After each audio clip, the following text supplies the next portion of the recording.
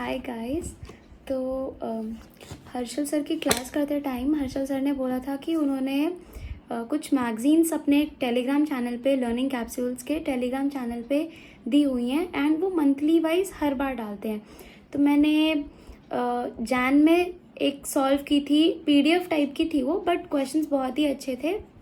So I thought मैं मई से start करूँगी एंड सर जितने भी पीडीएफ्स डालेंगे मैं सारे सॉल्व करूँगी। तो मैंने सर की पीडीएफ देखी and it is quite relatable, मतलब काफ़ी क्वेश्चंस बहुत अच्छे हैं। प्री एंड मेंस दोनों के ही क्वेश्चंस हैं उसमें, डे वाइज मंथली है क्योंकि, एंड डे वाइज फिक्स्ड है एंड टोटली फ्री है। फर्स्ट ऑफ ऑल सबसे इम्पॉर्टेंट और सबसे बेस्ट पार्ट पीडीएफ का यही है कि वो फ्री ऑफ कॉस्ट है, तो कोई भी उसको जाके डाउनलोड करो और सॉल्व करो। एंड जब इतना अच्छा सोर्स मिल रहा है तो फिर कहीं और क्यों जाना ना, आराम से टेलीग्राम पे जाओ, उसे डाउनलोड करो और पीडीएफ का नाम है क्वांट मंत्र। तो लेट मी शो यू कि वो कैसे, और साथ में हम इसके एक दो क्वेश्चंस भी सॉल्व करके देखते हैं कि कैसे रहेगा, मतलब पीडीएफ में क्वेश्चंस आ रहे हैं कि नहीं आ रहे हैं। तो ये करके, this is the PDF quant mantra, as I told you monthly magazine है सर की है। इसमें simplification, approximation, quadratic, arithmetic, DI, caselet, missing number, mains के टॉपिक्स, फिर मतलब kind of to do list बना रखी है सर ने क्वेश्चन के ज़रिए से कि मतलब आपको ये चीज़ें सॉल्व करनी रहेंगी। See this is the portion and prelims and men's day wise है। डे 1 को प्री, फिर डे 2 मेंस, फिर प्री, फिर मेंस, काइंड ऑफ ऐसे दिया है। एंड सर का स्टैंडर्ड टाइम जो सेट किया है 20 मिनट, और हमने जितना टाइम लिया वो सब करके दिखाना है। CDI से स्टार्टिंग है डे 1 की, प्रीलिम्स की डे 1 की, और ये सारे क्वेश्चंस हैं। तो मैं 6th क्वेश्चन से शुरू करूँगी। अपस्ट्रीम स्पीड का है, ये वाला क्वेश्चन करके देखेंगे। एंड सो सबसे बेस्ट पार्ट ये है कि ये फ्री ऑफ कॉस्ट है एंड आराम से टेलीग्राम से डाउनलोड करो और सॉल्व करो, इतना अच्छा सोर्स मिल रहा है। तो let's do guys. So let's start. हम 6th क्वेश्चन मैंने जैसे कि बोला अपस्ट्रीम वाला, मैं वो क्वेश्चन करती हूँ। See this is the 6th question. The upstream speed of a boat is 48% less than its downstream speed, which is 6 km/h more than the still water speed of the boat. So basically हम क्या करेंगे, upstream speed हुई हमारी x minus Y, downstream हुई हमारी x plus Y. तो इन्होंने क्या कहा है कि x अपस्ट्रीम स्पीड जो है हमारी वो डाउनस्ट्रीम स्पीड से 48% लेस है, मतलब 52/100 टाइम्स x प्लस वाई है। तो हमें अपस्ट्रीम स्पीड और डाउनस्ट्रीम स्पीड का जो रेशियो मिल गया 52/100, दैट इज़ 13/25 हो गया। अब इन्होंने कहा है कि the downstream speed which is 6 km/h more than the still water speed of the boat if boat covers 6 km more than the still water speed। तो मतलब डाउनस्ट्रीम स्पीड जो है वो 6 किलोमीटर हमारी ज़्यादा है स्टिल वाटर स्पीड से, that is x। यहाँ पे x जो है वो हमारी बोट की स्पीड है स्टिल वाटर में and y is the speed of current, flow of water की जो स्पीड है। तो ये हमें 6 दिया हुआ है, तो यहाँ से हमें y की वैल्यू आ गई 6। तो जो हमारा फर्स्ट इक्वेशन था, पुट y इक्वल टू 6, तो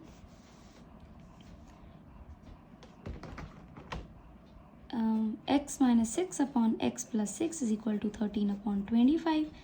नाउ सॉल्व करेंगे इसको, तो 25x minus 150 equal to 13x plus 78।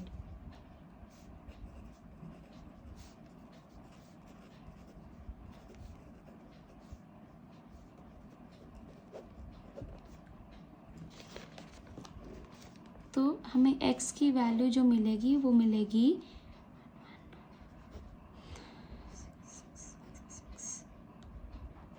114/6, 6, 5, 19। तो x की वैल्यू हमें 19 मिली। अब इसने हमें क्या बोला है, तो हमारे पास x आ गया 19, y हमें पता था 6। नेक्स्ट, अब इसने बोला है कि इफ़ द बोट कवर्स इतना किलोमीटर डाउन स्ट्रीम एंड इतना 195 kilometre upstream and the total time taken for both journey is इतना, what is the still speed of the boat. इसमें इसका देने का क्या मतलब था?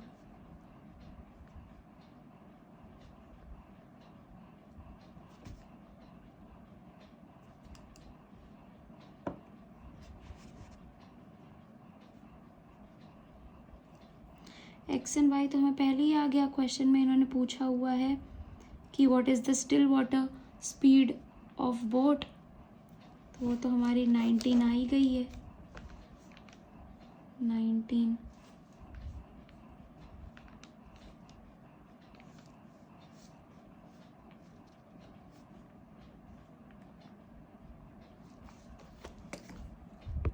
हमारी x की वैल्यू जो थी वो 19 आई है, y की हमारी 6 आई है। तो इन्होंने बोला कि 180 किलोमीटर, नेक्स्ट जो ये बोल रहे हैं if the boat covers 180 kilometre downstream x plus y plus 195 upstream x minus 5, और ये इस टाइम में 22.2 में कवर कर रहे हैं। तो वैसे तो हमें निकालने को यही बोला था कि x की वैल्यू मतलब स्पीड ऑफ, जो हमें निकालने को बोलता कि what is the still water speed of boat, तो वो हमने 19 निकाल लिया। तो हम चेक करेंगे इसकी मदद से, जो इन्होंने क्वेश्चन में ये पोर्शन दिया है। तो हमारी डाउन स्ट्रीम स्पीड ये हो जाएगी विच इज़ 25, और x माइनस अपस्ट्रीम स्पीड हो जाएगी 13। ठीक है, तो this will give 180 upon 25 plus 195 upon 13, तो ultimately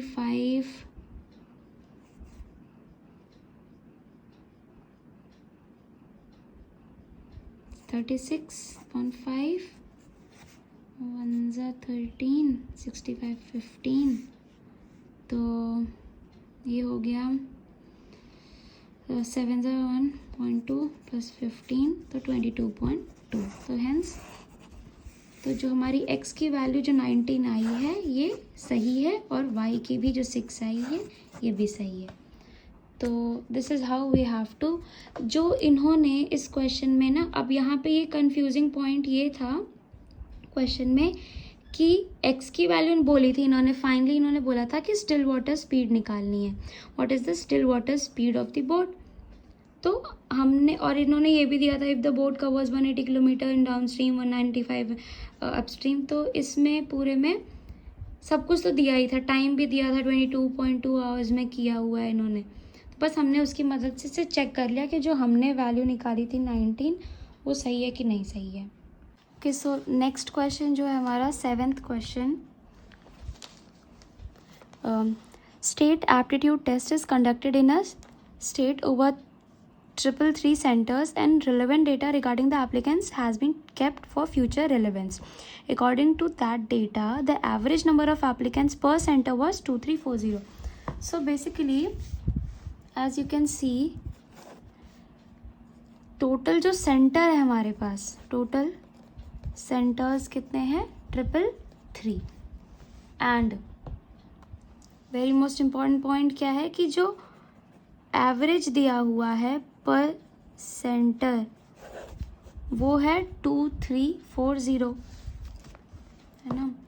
so in this case total centre हमारे 333, जो सम होगा, sum of number of applicants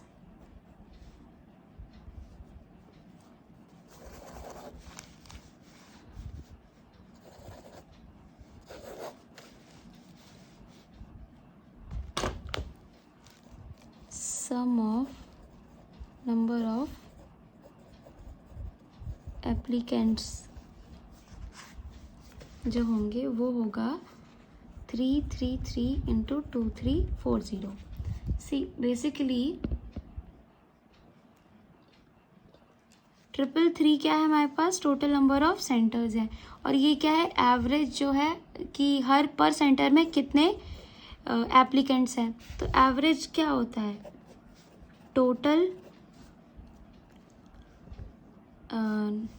total values some of total values upon number of values, या फिर नंबर ऑफ मतलब जो भी है चीज़ें। तो एवरेज हमारा क्या होता है, सम ऑफ ऑल द वैल्यूज़, या जितनी भी वैल्यूज़ हैं, और नंबर उसके divided by total number of values, कितनी है टोटल वैल्यूज़, उससे डिवाइड करेंगे। तो एवरेज हमें पता है 2340 दिया हुआ है एवरेज, और टोटल सम हमें नहीं पता है एप्लीकेंट्स का, और टोटल नंबर ऑफ वैल्यूज़ कितनी है 333।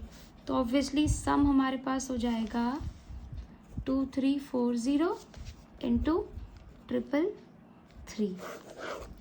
ठीक है, तो ये हमारे पास 2340 इंटू 333, ये हमारे पास सम हो गया। अब जो नेक्स्ट उन्होंने बोला है कि however it was later realized that there is a mistake in the data in one, एक सेंटर में मिस्टेक है। the number of applicants was counted as 2875 instead of 2758। तो जब भी ऐसा क्वेश्चन होगा इसमें instead of होगा, तो जो गलत वैल्यू है, मतलब काउंटेड एज दिस, मतलब 2875 हमारा गलत है, तो हम इसको माइनस करेंगे 2875, और जो सही वैल्यू है वो है 2758, इसे प्लस करेंगे। अब देखो, एक माइनस प्लस हो गया है, तो जो नंबर ऑफ वैल्यूज़ है उनमें कोई डिफरेंस नहीं है, वो उतने ही रहेंगे, तो वो 333 ही रहेगा। बस अब हम इसको सॉल्व कर लेंगे, तो हमारे पास एवरेज नंबर ऑफ एप्लीकेंट्स आ जाएगा। हमें अप टू 2 डेसिमल्स निकालना है, तो let's solve this.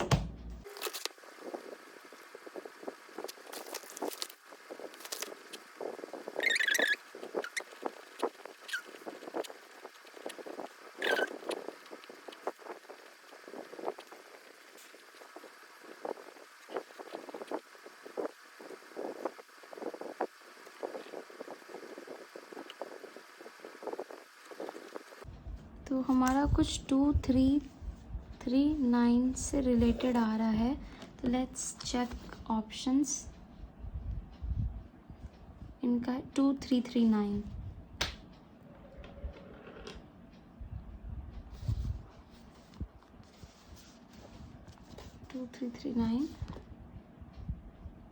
sorry, I marked wrong one, this, so this will be the answer.